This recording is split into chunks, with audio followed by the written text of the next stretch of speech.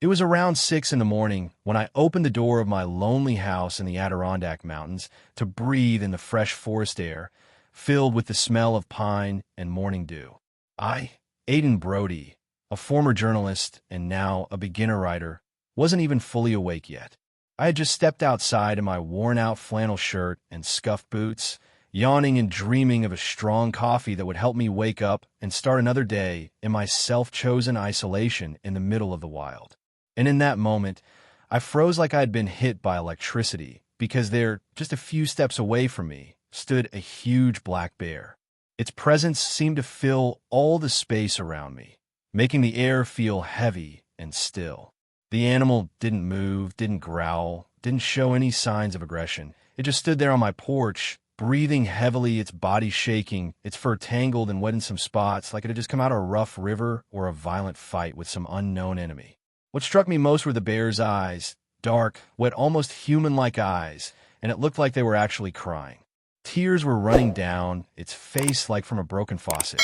I had never in my life seen a wild animal cry for real, and the sight went straight to my heart, making me forget all fear of this powerful creature that could have crushed my skull with a single swipe of its paw. And only then did I notice that the bear was holding a small, lifeless cub in its mouth, its legs hanging down limp, its head tilted to the side, showing no signs of life, like a rag doll dropped by a careless child. At that moment, I realized this wasn't just a bear. This was a mother with a dying baby. I wanted to slam the door shut and reach for the old rifle hanging on the kitchen wall, the natural reaction of anyone finding a wild beast on their doorstep. But something in the way she behaved, in that silent, motherly desperation, stopped me. It made me feel that this wasn't a threat, but a mother standing on the edge of a tragedy too deep for me to name. My heart was beating so hard it felt like it would burst through my ribs, and I slowly stepped back, not taking my eyes off the bear. To my shock, she followed me with a few careful steps. Then, with an almost human kind of gentleness, she laid her baby right on the wooden floor of my porch. Then she backed up, sat down on her back legs, and stared at me without blinking, like she was waiting for something I couldn't yet understand. Against every survival instinct I had, against every story I'd ever heard about bear attacks, against all the warnings for park rangers, I got down on my knees in front of the unmoving cub. He looked so small, no bigger than a medium-sized cocker spaniel, with ribs sticking out and dry blood on one ear. And just when I was almost sure he was dead, his chest moved, just the tiniest twitch, so small I might have missed it if I hadn't been watching so hard. I looked up at the mother bear, who was still staring at me with a strange, conscious look of hope, and the words came out of my mouth before I even had time to think. "I'll try, okay? I'll try to help him." The bear didn't move, like she understood every word I said. With my heart about to explode, I gently wrapped the shaking cub in my flannel shirt and slowly, without any sudden moves, stepped back into the house. I was expecting growling or an attack at any moment, but the bear just sat there, silent, like she somehow knew something I didn't. Inside, I laid the cub on the couch and rushed around trying to gather anything that could help.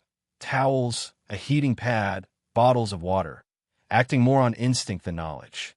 I kept glancing out the window where the bear still sat, an unmoving shadow, her eyes fixed on my house. The cub was cold to the touch, limp, but not completely gone, and I stood in the middle of my living room holding this tiny, almost lifeless creature, thinking, what the hell am I supposed to do now? And in that moment, I realized this wasn't just some strange meeting with a wild animal, not just a weird twist of fate. This was something more, something that had chosen me, despite all the laws of nature and common sense. I wasn't ready for this responsibility, not at all, but it seemed like the mother bear was. She had chosen to trust me, and she stayed, waiting quietly at the edge of my property, watching my house all day while I was trying to save her cub, who, it seemed, refused to leave this world without a fight. The cub was lying on my couch among the towels, motionless and cold. I dropped to my knees and carefully pressed 2 fingers to his tiny ribs, try to feel a pulse or any sign of breathing. Feeling nothing for sure, I held my breath and leaned in close enough to catch the earthy forest smell of his wet fur mixed with the metallic scent of blood. And right then, I felt it. the smallest rise and fall of his chest, weak but real breathing that made me exhale with relief. You're alive, little one. You're still here with us. I wrapped the cub tighter in my flannel shirt and hurried to the back room, where I found an old space heater. I plugged it in, cranked it to full power, and spread out every soft thing I could find: blankets, towels, pillows, building a kind of warm little nest for my tiny patient. His breathing was shallow, his chest barely moved, and one of his back legs looked oddly stiff, like it was broken or paralyzed. Around one ear, the blood had dried into a dark crust, and it became clear this wasn't just exhaustion or weakness. Something serious had happened to him. Outside, I heard scratching, and, looking through the window, I saw that the mother bear was still there, sitting like an ancient statue, patiently watching the house where her baby was lying. I grabbed my phone and dialed Rachel Kowalski, the closest vet I knew, even though she usually dealt with farm animals. "Rachel, it's Aiden. I got a bear cub at my house. He's injured, really bad. The mother brought him to me and left him right on my porch. She's still here, waiting outside." There was a long pause, filled with doubt, before Rachel finally said, "Aiden, are you sure you haven't been drinking?" "No. Damn it. I'm completely serious, and I don't have time to explain. What do I do to keep him alive?" After another pause, she sighed and began giving me clear instructions. "Warm him up. Check if there's any open bleeding. Don't give him solid food yet, only fluids. You can make a mix of honey and warm water and get it to him drop by drop. I'll call Ginny. She used to work at a wildlife rehab center. Hold on, we'll be there soon." I hung up and went to the kitchen, where I found an old bottle of raw honey. I mixed it with warm water and, using a turkey baster, the closest thing I had to a dropper, I carefully opened the cub's mouth and let a few drops of liquid inside. At first, there was no reaction, but after a few tries, his tiny tongue moved slightly, and I felt a surge of hope. "That's it. Come on. Little fighter, stay with me." I sat beside him for probably over an hour, talking, humming, sometimes swearing quietly to myself in helplessness, all while the mother bear stayed completely still outside. I opened the door just a crack, and she raised her head, met my eyes, then lowered it again. That simple movement showed such unexpected trust that I still remember it, and wonder how a wild animal managed to overcome its fear of a human. I actually laughed out loud from relief, not even noticing the tears running down my cheeks. "You're not dying today, little one, not on my watch," I whispered, looking at the cub, though deep inside I was panicking, fully aware that I was just a rider with a handful of towels and a heater, trying to save a wild animal I knew nothing about. By the middle of the day, my living room looked like a crazy animal clinic. Blankets were spread over every surface, towels were piled high. The heater was working at full power, and the bear cub was lying right in front of it, wrapped up like a newborn baby, with one little paw sticking out. The wound on his paw had started bleeding again, and when I looked closer, it looked like a bite mark, swollen, red, and clearly infected, which could kill him faster than the cold or exhaustion. I grabbed some hydrogen peroxide, the kind I usually use for treating cuts on myself, soaked a cloth in it, and carefully pressed it to the wound. The cub flinched, and strangely enough, I was happy about that. Pain meant he was still fighting, that his nervous system was still working. From outside came a soft growl, and I looked out the window again. The mother bear hadn't moved an inch, still sitting there, her massive body completely still, but her eyes followed every movement, every shadow inside my house. I opened the door just a little and quietly told her, "He's still with us, barely, but he's holding on." Of course, she didn't answer, didn't growl. She just let out a deep breath, like she understood the meaning of my words. I went back inside and sat down on the floor next to the cub. I gave him more honey water, and this time he clicked his little tongue more clearly, trying to lick the sweet liquid, a small but definite sign of progress. My phone rang. It was Rachel again. "Ginny says you're crazy," she said, "but she's driving up to you with medicine. She'll be there in a couple of hours." Thank God. His paw is bleeding, looks like a bite, and I think he has a fever, I told her quickly. "Keep him warm, don't make any sudden moves, keep giving him fluids, and for heaven's sake, don't open that door wide. That mama bear won't stay calm forever. Rachel warned me, and I knew she was right. It was already a miracle that the mother bear hadn't torn down the walls of my house looking for her baby. But for some reason, she trusted me. And that fact made me even more nervous. An hour passed, then another. The cub started moving more, trying to turn over, and I whispered to him softly, "Easy, buddy, not yet, just rest." Then he made a strange sound. Not a growl, not a whimper, something in between, like a broken toy slowly coming back to life. I cleaned his paw carefully again. The bleeding was slowing down, the wound was still red and swollen, but it didn't look as dangerous anymore, and that was something I could work with. Outside, the mother bear started showing signs of worry for the first time. She walked a few steps back and forth like her body couldn't decide whether to stay or leave, and then she sat down again in her old spot. I lit the wood stove to make it even warmer in the house, even though it was already stuffy for me, but the cub needed the heat more than I needed fresh air. As evening came, the shadows shifted, and then a small miracle happened. The cub opened one eye, just one, and looked straight at me. In that look, there was no wildness, no fear, only awareness, like he was seeing me and somehow understood who I was. "You're not alone anymore, little one," I whispered, feeling a strange warmth inside me that had nothing to do with the heater. He blinked and drifted back to sleep, but for the first time all day, I felt like he might actually make it. Not a guarantee, not a promise, but a chance I didn't have that morning. When Rachel and Ginny, the wildlife specialist, finally arrived, the sun was already setting. The mother bear had retreated into the shadows of the forest, but hadn't left, still watching the house from a safe distance. "Oh my God, you weren't joking," Rachel breathed when she saw the cub, and Ginny immediately got to work, examining the little one with professional focus. "This is a bite from an adult male," she said after a careful check. "Sometimes male bears kill other cubs to make the female go into heat again. This little one was lucky his mother managed to save him and bring him to you. It's amazing she chose a human. Maybe she had been watching you before making such a desperate move." That thought made me shiver. The thought that a wild animal could have been watching me, judging me, before trusting me with the most precious thing she had. Ginny and Rachel spent several hours treating the wounds, giving antibiotics, and restoring the fluids in the little body. By the time they left, the cub was breathing more steadily, and his paw was professionally bandaged. "We'll leave you some medicine and instructions," Ginny said as she packed up her things. "But once he starts getting better, you'll have to return him to the wild. He can't stay with you forever, Aiden." I nodded, though deep down, I already felt how attached I was becoming to this small creature who had fought for his life right in front of me. Over the next 2 weeks, the cub recovered surprisingly fast. His wounds healed, his appetite came back, and he started showing curiosity about the world around him, exploring my home with more and more confidence.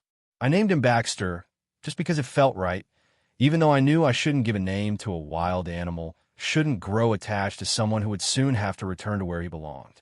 The mother bear kept coming back every day, sometimes getting closer to the house, but usually staying at a distance, always alert, always watching. I left food out for her, which she sometimes accepted and sometimes ignored, as if she didn't want to rely on human help more than absolutely necessary. One day, just as Baxter was moving confidently through the house, playing, and even trying to climb on the furniture, I got a surprise visit from Deputy Louise Gentry. "Aiden, I've heard you've got a bear cub living with you, and that his mother has basically settled on your property," she said, getting straight to the point as she stood on the very spot where, 2 weeks earlier, the mother bear had stood with her cub in her mouth. I didn't try to deny the obvious. I told her the whole story. She listened with her arms crossed, her face unreadable. When I finished, she just said, "You're insanely lucky no one's been hurt. But this is a problem, Aiden. Wildlife Services already knows. They're planning to come in 3 days to take the cub and maybe relocate the mother, too. I can stall them a little, but it's your call. You need to do something." That night, I couldn't sleep. I kept watching Baxter curled up in his nest of blankets, so warm, so safe, and so completely wrong for a wild animal. I knew I couldn't keep him here forever, couldn't raise him like a pet, couldn't take away his chance to be what he was born to be, a free bear in the Adirondack forests. And at the same time, the thought of letting him go hurt like hell, like tearing off a piece of myself. In the morning, I made my decision. One day, just as Baxter was moving confidently through the house, playing, and even trying to climb on the furniture, I got a surprise visit from Deputy Louise Gentry. "Aiden, I've heard you got a bear cub living with you, and that his mother has basically settled on your property," she said, getting straight to the point as she stood on the very spot where, 2 weeks earlier, the mother bear had stood with her cub in her mouth. I didn't try to deny the obvious. I told her the whole story. She listened with her arms crossed, her face unreadable. When I finished, she just said, "You're insanely lucky no one's been hurt. But this is a problem, Aiden. Wildlife Services already knows. They're planning to come in 3 days to take the cub and maybe relocate the mother, too. I can stall them a little, but it's your call. You need to do something." That night, I couldn't sleep. I kept watching Baxter curled up in his nest of blankets, so warm, so safe, and so completely wrong for a wild animal. I knew I couldn't keep him here forever, couldn't raise him like a pet, couldn't take away his chance to be what he was born to be, a free bear in the Adirondack forests. And at the same time, the thought of letting him go hurt like hell, like tearing off a piece of myself. In the morning, I made my decision. I wasn't going to wait for Wildlife Services to show up. I wasn't going to wait for the mother bear to work up the courage to come get him. I gently placed Baxter into a large bin lined with his familiar blankets. I added his favorite toy, an old tennis ball, and packed a little food for the road. Then I climbed into my truck and headed deep into the forest to a place I thought might be close to the mother bear's den. I drove slowly along the wooded trails, watching carefully for signs of bear activity, until I reached a small clearing surrounded by thick spruce trees. I stopped the truck and got out. I opened the bin, and Baxter blinked in the bright light, sniffing the familiar forest smells. "This is your real home, little guy," I said, feeling a lump rising in my throat. I stepped back, giving him space to climb out and look around on his own. He took a few hesitant steps, then stopped and looked at me, like he was asking what was going on, why we were here. And then we both heard the sound of branches cracking. From the edge of the clearing, the mother bear was watching us. She looked cautious but not angry. Our eyes met, and in hers, I saw again that same strange awareness I'd seen on the very first day. I slowly stepped back farther, showing her I meant no harm, showing her I was letting go of her cub, giving him back to the world he came from. Baxter froze, looking back and forth between me and his mother, like he was torn between two worlds, between trust and instinct, between human warmth and the call of the wild. The mother bear let out a quiet sound, something between a growl and a purr, and the cub turned toward her. He took a few hesitant steps, stopped, then a few more. My heart was ready to break as I watched the distance between them shrink, as a mother's love brought back together two creatures once separated by cruelty and chance. When they were almost nose to nose, Baxter suddenly turned and ran quickly back to me, pressing his little face against my knees, as if saying goodbye, or maybe thanking me. I'll never know for sure. I knelt down and allowed myself, just once more, to stroke his soft fur, whispering words he couldn't understand but maybe could feel. "Go live your life, little brave one. You'll be all right." Then I gently gave him a small push toward his mother, and this time he didn't hesitate. With little jumps he reached her, and she carefully sniffed him all over, like making sure he was truly all right, that this was really her cub, alive and safe. And then something happened I didn't expect. The mother bear lifted her head and looked straight at me. And to my amazement, she gave a slight nod before turning and slowly walking away into the forest, leading her cub, who looked back just once before disappearing forever among the trees. I stood in the clearing for a long time, feeling a strange mix of sadness and peace, of loss and rightness. Like closing the final chapter of a book I had never planned to write, but that had changed me forever. I returned to my empty house, which now seemed too quiet, too spacious without the little brown whirlwind turning everything upside down. I gathered up the blankets, toys, bowls, all the traces of Baxter's stay, and packed them into a box I carried to the attic, knowing I wouldn't need them anymore, but unable to part with them either. Months passed. I returned to my usual life, writing my book, walking through the forest, enjoying the silence. But sometimes, especially at dusk, I would go out on the porch with a cup of tea and look toward the edge of the forest, knowing that somewhere out there among the trees lived a bear cub who had once slept on my couch and drank honey from my hand.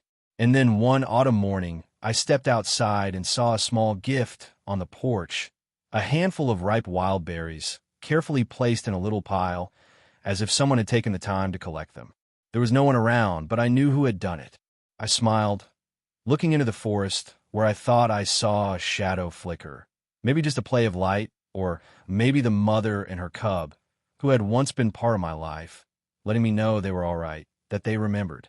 Since then, every autumn, when the leaves start to change color, I find small gifts on my porch, berries, pine cones, once even a beautiful stone, as if someone is still trying to say, we're still here. We remember. We're grateful. And it reminds me that sometimes the most important encounters in our lives happen without warning, and the deepest connections are formed in moments when we least expect them. Now, as I write my book, I often think about that mother bear who trusted me with the most precious thing she had, and about the cub who taught me that to love means knowing how to let go. In a world where the line between wild and tame seems so clear, they reminded me that compassion knows no boundaries, and trust can be born in the most unexpected places, overcoming fear and prejudice. And when visitors ask me about the small wooden bear figure on my shelf, I smile and say it's just a souvenir from the Adirondacks. But for me, it's something more, a reminder of those few weeks when my house became a shelter for a wild creature, and I became, if only for a little while, the guardian of a life that was never mine to keep, but only to protect before returning it to its rightful owner, the endless forest and the mother who never stopped waiting.